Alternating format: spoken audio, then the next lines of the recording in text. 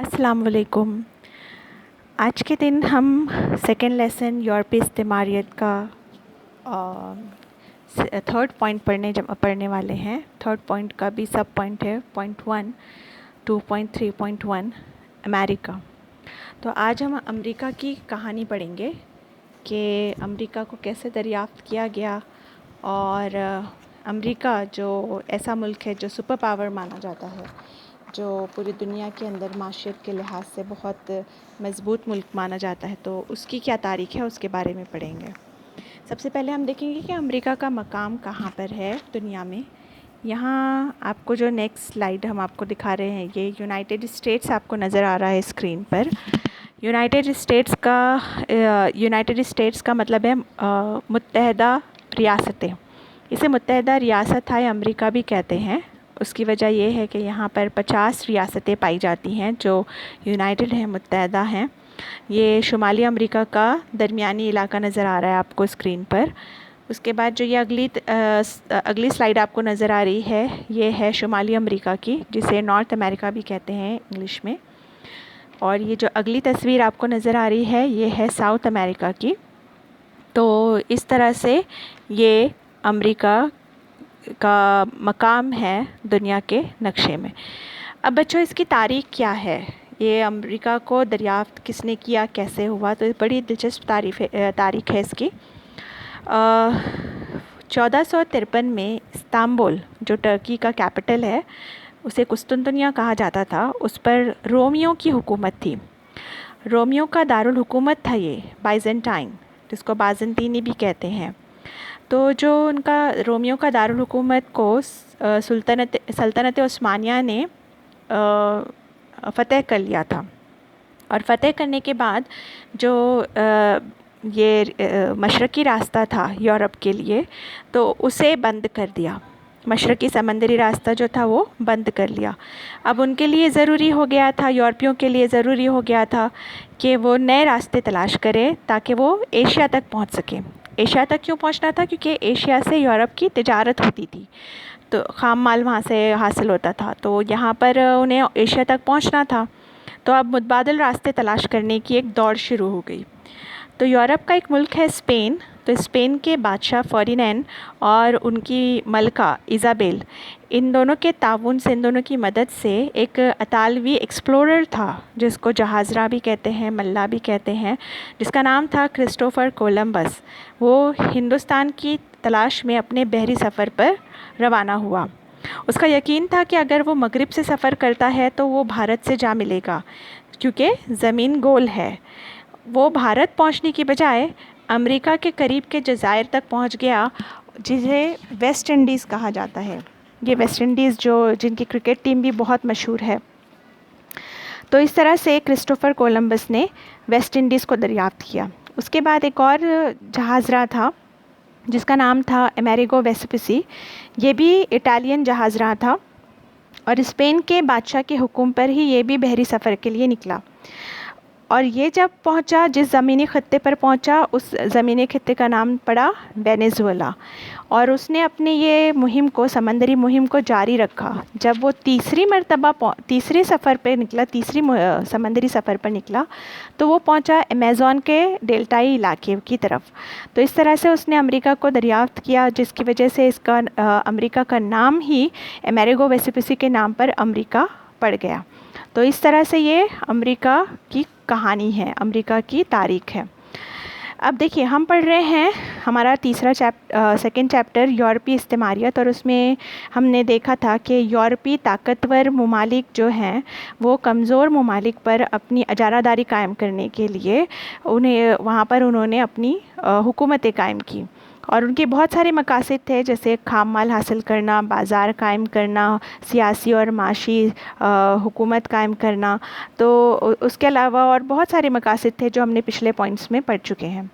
तो अमेरिका में नौआबादियाती दौर की तारीख़ का मुताला करते हुए ये ज़ाहिर होता है कि ताकतवर यूरोपी ममालिक वहाँ पर कॉलोनियाँ कायम करके जो कमज़ोर ममालिक थे उन पर गलबा हासिल करते थे और उन्हें अपना ग़ुलाम बना लेते थे। तो यूरोपी ताकतवर ममालिक ने अमेरिका में امریکا کے جو اصل باشندے تھے جنہیں ریڈ انڈینز کہا جاتا تھا، جو وہاں کے رہنے والے لوگ تھے، ان کی زمینوں پر قبضہ کر لیا تھا، اور اس زمین کو پر قابض ہونے کے لیے انہوں نے وہاں قتل عام بھی کیا تھا، وہاں کے لوگوں کو قتل بھی کیا تھا۔ اس طرح سے وہ زمینیں جو تھیں وہ اسپین، اس یورپی ملک کے ہاتھوں میں چلی گئی۔ انہوں نے پیرو اور میکسیکو میں، یہاں پر دیکھیے آپ کو نقشے میں پیرو نظر آئے گا، یہ پیرو اور یہ میکسیکو، یہ پیرو اور میکسیکو میں اپنی مقامی سلطنتیں قائم کی اسپین نے، اور اصل باشندے جو تھے یہاں کے رہنے والے وہ ان کے غلامی پر مجبور ہو گئے۔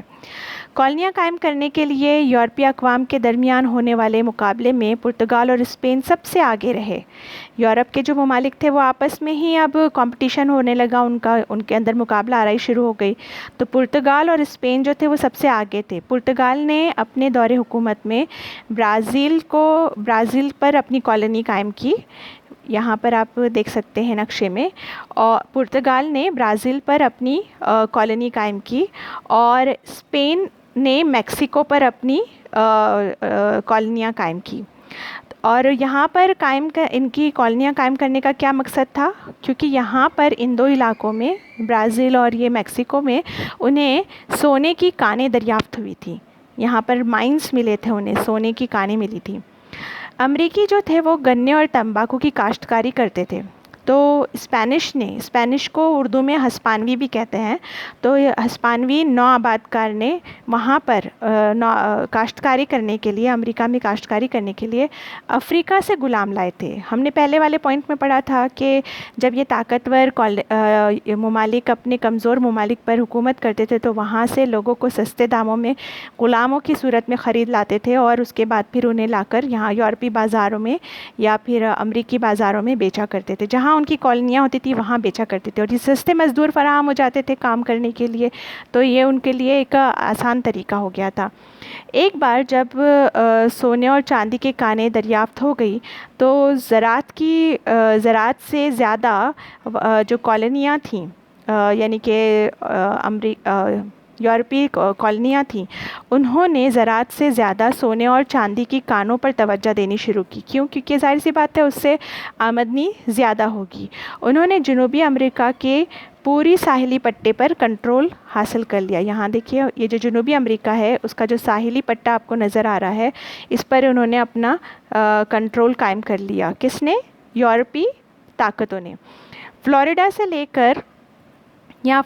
سے لے کر کیلیفورنیا تک، یعنی اے جو ہے یہ فلوریڈا ہے اور بی جو ہے یہ کیلیفورنیا ہے، یہاں پر جو ساحلی علاقہ تھا یہ اسپین کے پاس چلا گیا، اسپین یورپی طاقت کے پاس چلا گیا۔ انہوں نے مقامی امریکیوں اور افریقی غلاموں کو یہاں پر کھیتی باڑی کرنے کے لیے مصروف کر دیا۔ کھیتی باڑی اور کانکنی نے یہ جو یورپی طاقتیں تھیں انہیں بہت مضبوط بنا دیا، یورپی اقوام کو بہت مضبوط بنا دیا، جس میں سب سے زیادہ طاقتور جو ہے دولت کے لحاظ سے، معاشی لحاظ سے، وہ اسپین بن گیا۔ اسپین نے ان خطوں کی انتظام اور انصرام کے لیے اپنے گورنروں کا تقرر کیا، اور جو اسپین کا بادشاہ ہوتا تھا یہ سپریم اتھارٹی مانا جاتا تھا، یعنی اس کے احکامات ان کالونیوں پر لاگو کیے جاتے تھے۔ کالونیوں پر حکمرانی کرنے کے لیے انہوں نے ایک کونسل بنائی تھی، ایک تنظیم بنائی تھی جس کا نام تھا کاؤنسل آف انڈیز۔ کالونیوں پر حکمرانی کرنے کے لیے تنظیم قائم کی گئی تھی جس کا نام تھا کاؤنسل آف انڈیز۔ یہ کونسل کالونیوں میں اسپینش تجارت کی بھی انچارج تھی، یعنی اسپینش جو تجارت کیا کرتے تھے اس کی بھی انچارج تھی۔ اسپین جو ہے وہ خام مال یہاں سے اپنے ملک بھیجتا تھا یورپ میں، اور وہاں سے ان خام مال سے نئی اشیاء تیار ہوتی تھی، اور پھر وہ نئی اشیاء کو دوبارہ انہی کالونیوں میں مارکیٹ میں، بازاروں میں فروخت کیا جاتا تھا۔ ان کالونیوں سے حاصل ہونے والے سونے اور چاندی کی تجارت سے اسپین کے بادشاہ نے بھاری منافع کمایا۔ اسپین کی خوشحالی کو جب دوسرے ممالک نے دیکھا، جیسے انگلینڈ، یہ انگلینڈ ہے، ہالینڈ اور فرانس، جب یہ دوسرے یورپی ممالک نے دیکھا تو انہوں نے بھی ارادہ کیا کہ اب وہ امریکہ میں اپنی کالونیاں قائم کریں گے۔ انگلینڈ کی ملکہ تھیں ایلزبتھ اول، جس کو ایلزبتھ فرسٹ بھی کہا جاتا ہے، کوئین ایلزبتھ فرسٹ۔ ان کے دور میں مہم جوؤں کو سمندری مہم چلانے کے لیے روانہ کیا گیا۔ ان کا ارادہ کیا تھا؟ انگلینڈ کے جو یہ سمندری مہم چلائی گئی تھی اس کا ارادہ کیا تھا کہ کالونیاں امریکہ میں قائم کی جائیں۔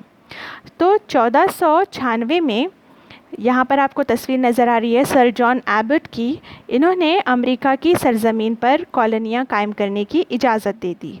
انہوں نے برطانوی شمالی امریکہ میں حکمران اتھارٹی کے طور پر قائم کیا، یعنی کہ شمالی امریکہ میں برطانیہ کو اتھارٹی کے طور پر قائم کر دیا گیا۔ انگریزوں نے دریائے جیمز کے کنارے یہ جو جیمسن ایک کالونی بنائی سن 1607 میں۔ سن 1607 میں یہ دریائے جیمز کے کنارے جیمسن ایک کالونی بنائی۔ بعد میں اسی کالونی کا نام آگے چل کر ورجینیا رکھ دیا گیا۔ اس کے بعد انگلینڈ نے نیو انگلینڈ سے لے کر کیرولینا تک پھیلے ہوئے شمالی امریکہ کے ساحلی خطے میں اپنی کالونیاں قائم کی۔ یہ تقریباً 13 کالونیاں تھیں جو انگلینڈ کے اقتدار میں تھیں۔ تجارتی فائدہ حاصل کرنے کے ساتھ ساتھ ملکہ الزبتھ یہ چاہتی تھیں کہ یہ جو کالونیاں ہیں یہاں پر فلاح و بہبود بھی قائم رہے، امن بھی قائم رہے۔ ان کا مقصد کیا تھا کہ ان کی جو استعماریت ہے، ان کی جو کالونیاں ہیں، ان سے حاصل ہونے والے مفادات زیادہ سے زیادہ ہوں، یہ ان کا مقصد تھا۔ تو اس مقصد کو پورا کرنے کے لیے ملکہ الزبتھ نے کالونیوں پر پابندیاں لگانا شروع کر دی۔ نہ صرف انگلینڈ بلکہ اسپینش اور ہالینڈ اور فرانس، ان سب کی کالونیوں پر پابندیاں لگانا شروع کر دی، اور انہوں نے سمندر کے لیے باقاعدہ قانون بنائے، اور اس قانون کے تحت یہ طے کیا گیا کہ برطانوی کمپنیاں سمندری نقل و حمل کا مجاز قرار دیں گی، یعنی برطانوی کمپنیاں جو ہیں وہ سمندر سے ہونے والی نقل و حمل کی دیکھ ریکھ کریں گی۔ اسی سلسلے میں آگے چل کر انہوں نے ایک اسٹیمپ ایکٹ بنایا۔ اسٹیمپ ایکٹ جسے کہا جاتا ہے 1765 کا اسٹیمپ ایکٹ۔ اسٹیمپ ایکٹ کیا ہے؟ یہ ایک آپ کو نظر جو آ رہا ہے آپ کی اسکرین پر، یہ دراصل ایک ٹکٹ کی شکل ہے۔ ایک ٹکٹ آپ نے دیکھا ہوگا، اسٹیمپس جو ہم پوسٹل سروس کے لیے استعمال کرتے ہیں۔ تو یہ جو اسٹیمپ ہے اس کے لیے ایک باقاعدہ ایک دستاویز تیار کی جاتی ہے، اور اس دستاویز کے اوپر کچھ قرارداد لکھی جاتی ہے، معاہدے لکھے جاتے ہیں جنہیں ہم قانونی دستاویز کہتے ہیں۔ تو ایسے ہی ایک اسٹیمپ ایکٹ پاس کیا گیا 1765 کا۔ اس کے تھرو سے کیا طے ہوا کہ جتنی بھی تجارت ہوگی، جتنی بھی نقل و حمل ہوگی، تو اس کے لیے اسٹیمپ ایکٹ کے تحت دستاویزات کو مکمل کرنا ضروری تھا۔ اہم دستاویزات کے لیے خصوصی ڈاک ٹکٹ کی خریداری کو تمام کالونیوں کے لیے لازمی قرار دیا گیا۔ ورجینیا کی طرح امریکہ میں بھی برطانوی کالونیاں میسچسٹس نے اسٹیمپ ایکٹ کے خلاف مزاحمت کو سامنے رکھا، یعنی انہوں نے احتجاج کیا۔ یہ جو میسچسٹ آپ کو اسکرین پہ نظر آ رہا ہے یہ برطانوی کالونی تھی، تو انہوں نے بھی برطانوی کالونی کے جو یہ نئے قانون تھے اس کے خلاف انہوں نے مزاحمت کی، احتجاج کیا، اور برطانیہ نے ان کے اوپر دیگر پابندیاں عائد کر دی۔ 5 مارچ 1770 کو میسچسٹ کی ایک بندرگاہ تھی جس کو کہا جاتا ہے بوسٹن، یہاں آپ کو نقشے میں نظر آ رہا ہوگا بوسٹن۔ وہاں پر برطانیہ سے چائے کے ڈبے پیک ہو کر آئے، برطانیہ سے امریکہ کے طرف۔ یہ جو بوسٹن کا ساحلی علاقہ ہے، یہ دیکھ رہے ہیں آپ بوسٹن کی بندرگاہ، یہاں پر چائے کے ڈبے لائے گئے جہازوں کے ذریعے۔ یہاں کی جو کالونیاں تھیں انہوں نے احتجاج کے طور پر، بغاوت کے طور پر یہ جو چائے کے ڈبے تھے اسے اٹھا کر انہوں نے پانی میں پھینک دیا، سمندر کے پانی میں پھینک دیا، اور اپنی خود مختاری کا اعلان کیا۔ ایسا کیوں کیا انہوں نے؟ کیونکہ ان جگہوں پر برطانیہ نے اپنی ایک کمپنی قائم کی تھی جس کا نام تھا ایسٹ انڈیا کمپنی۔ جیسے ہندوستان میں بھی جب برطانوی آئے تو انہوں نے اپنی کمپنی قائم کی تھی جس کا نام ایسٹ انڈیا کمپنی تھا۔ تو یہاں پر آنے کے بعد انہوں نے ایسٹ انڈیا کمپنی کو یہ اجارہ داری دی تھی کہ وہ جو بھی درآمدات، برآمدات، خرید و فروخت ہے، اس کے کالونیاں جو بھی خرید و فروخت کرتی ہیں، جو بھی درآمدات برآمدات کرتی ہیں، اس کا ریکارڈ رکھیں۔ اور یہاں کے جو لوگ تھے، یعنی جو امریکہ کے لوگ تھے، وہ اپنی آزادی چاہتے تھے، تو اسی لیے انہوں نے اپنے احتجاج کو ظاہر کرنے کے لیے، اپنی بغاوت کو ظاہر کرنے کے لیے یہ بوسٹن کے بندرگاہ پر کارنامہ انجام دیا۔ یہ جو واقعہ ہے یہ واقعہ 1773 میں پیش آیا اور اس واقعے کو بوسٹن ٹی پارٹی کے نام سے جانا جاتا ہے۔ اب اس کے بعد کیا ہوا کہ ایک کانٹیننٹل کانگریس کے نام سے ایک فیڈریشن قائم کی گئی کالونیوں کے لیے، کانٹیننٹل کانگریس۔ 1774 میں کانگریس نے اپنا پہلا اجلاس بلایا، یعنی پہلی میٹنگ بلائی۔ فرسٹ کانٹیننٹل کانگریس کے نام سے یہ اجلاس مشہور ہوا۔ اس میں برطانوی کے سامان کی جو درآمدات تھی اس پر شدید مخالفت امریکیوں نے ظاہر کی۔ برطانوی مال کا بائیکاٹ کرنے کا بھی فیصلہ کیا گیا۔ یہ کانگریس کی میٹنگ میں یہ طے کیا گیا کہ برطانیہ کو درآمدات کرنے کی کوئی اجازت نہیں ہوگی اور برطانوی مال کا امریکی بائیکاٹ کریں گے۔ ان واقعات نے بالآخر یورپی طاقتوں کے خلاف امریکی آزادی کی تحریک کو ایک لمحہ فراہم کیا، یعنی امریکی جو تھے وہ اب اس نتیجے پر پہنچ گئے کہ اگر انہیں اپنی آزادی حاصل کرنا ہے تو انہیں برطانیہ اور یورپی طاقتوں کے خلاف آواز اٹھانی پڑے گی، مزاحمت کرنا پڑے گی، احتجاج کرنا پڑے گا۔ تو امریکہ کی 13 کالونیاں تھیں۔ یہ دیکھیں آپ کے سامنے امریکہ میں جو یہ 13 کالونیاں تھیں یہ آپ کے سامنے نقشے پہ دکھائی دے رہا ہے، اور یہ 13 کالونیاں ایک ساتھ متحد ہو گئی اور انہوں نے برطانیہ کے خلاف آزادی کا اعلان کر دیا۔ 4 جولائی 1776 کو دوسری کانٹیننٹل کانگریس کے نام سے میٹنگ بلائی گئی، اور اس میٹنگ میں تھامس جیفرسن نے، یہ جو آپ کی تصویر نظر آ رہی ہے جو امریکہ کے تیسرے پریزیڈنٹ بھی رہ چکے ہیں، یہ تھامس جیفرسن نے ڈکلیریشن آف انڈیپینڈنس پیش کیا۔ یہ سیکنڈ میٹنگ میں دوسری کانٹیننٹل کانگریس میں تھامس جیفرسن نے ڈکلیریشن آف انڈیپینڈنس یہ دستاویز پیش کی، جس کے تحت انہوں نے اعلان کیا کہ 13 امریکی کالونیاں آزاد ہیں، خود مختار ریاستیں ہیں۔ اس دستاویز کا جو بنیادی پوائنٹس تھے وہ کیا تھے کہ انسانی حقوق پر مشتمل تھے۔ تو انسانی حقوق پر 3 چیزیں مشتمل تھیں: زندگی، آزادی اور خوشی کی جستجو۔ یہ 3 پوائنٹس کو لے کر یہ انڈیپینڈنس آف ڈکلیریشن پیش کیا گیا تھا۔ ان کا یہ ماننا تھا کہ یہ تینوں چیزیں، زندگی، آزادی اور خوشی کی جستجو، یہ انسان کے فطری حقوق ہیں جن سے کسی کو بھی محروم نہیں کیا جا سکتا۔ تو اسی لیے انہوں نے اپنی آزادی کا اعلان کیا۔ اب یہ جو کالونیاں تھیں اور جو برطانیہ ہے، ان کے درمیان احتجاج اور تنازعات بڑھ رہے تھے اور کئی لڑائیاں بھی ہوئی اور کالونیوں نے اپنی آزادی کا اعلان بھی کر دیا۔ آخر میں یہ جو آپ کے اسکرین پر نظر آ رہا ہے نقشہ، یہ ایک جگہ کا نام ہے جسے ساراتوگا کہا جاتا ہے۔ تو یہ ساراتوگا کالونی نے برطانوی فوج پر فیصلہ کن حملہ کیا، اور اس کے بعد انہوں نے برطانوی فوج کو یہاں پر شکست دے کر اپنی فتح ثابت کر دی، کیونکہ فرانسیسی انگریزوں کے ساتھ کے ان تنازع میں ان کی یہ کامیابی کیسے ممکن ہو سکی؟ برطانیہ کے خلاف فرانس جو تھا وہ ان کالونیوں کے ساتھ مل گیا، اور اس طرح سے انہوں نے مل کر جب برطانوی فوج پر حملہ کیا تو انہیں فتح مل گئی۔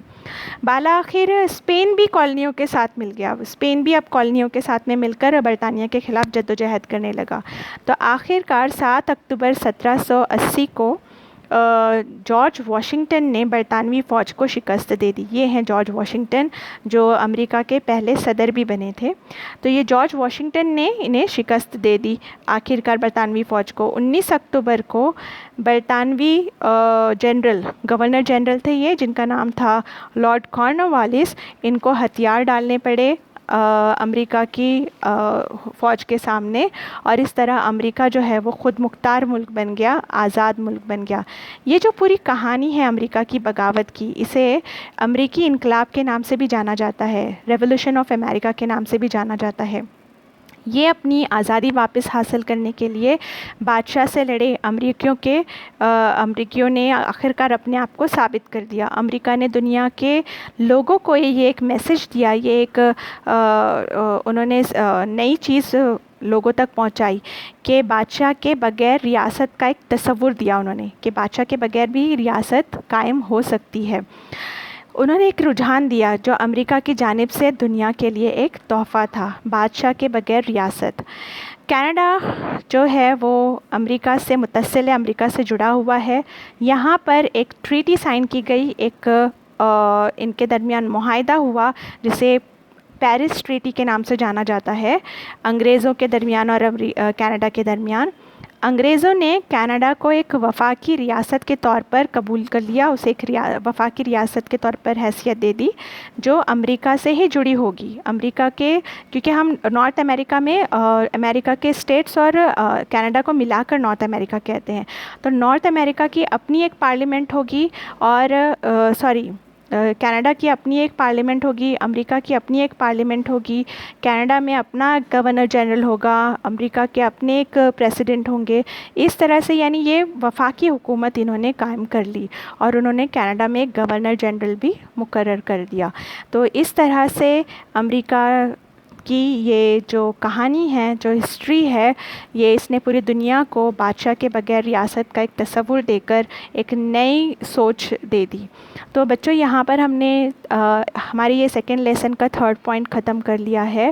آپ نے اس کے جو ہم نے PDF نوٹس دیے ہیں اس کو آپ نے پڑھنا ہے، اور اس کے کویشچن آنسرس کو کمپلیٹ کرنا ہے۔ آبجیکٹیوز آپ نے تلاش کر کے سبق کو ریڈ کرنے کے بعد اسے کمپلیٹ کرنا ہے، اور پلس آپ نے ہمارا یہ جو چینل ہے اس کو سبسکرائب کرنا ہے، تاکہ آپ جو ہے نیو ویڈیوز، نیو لیسنس جو آئیں گے، نیو چیپٹرز جو آئیں گے تو وہ آپ کو ملتے رہیں۔ اس لیے تھینک یو ویری مچ۔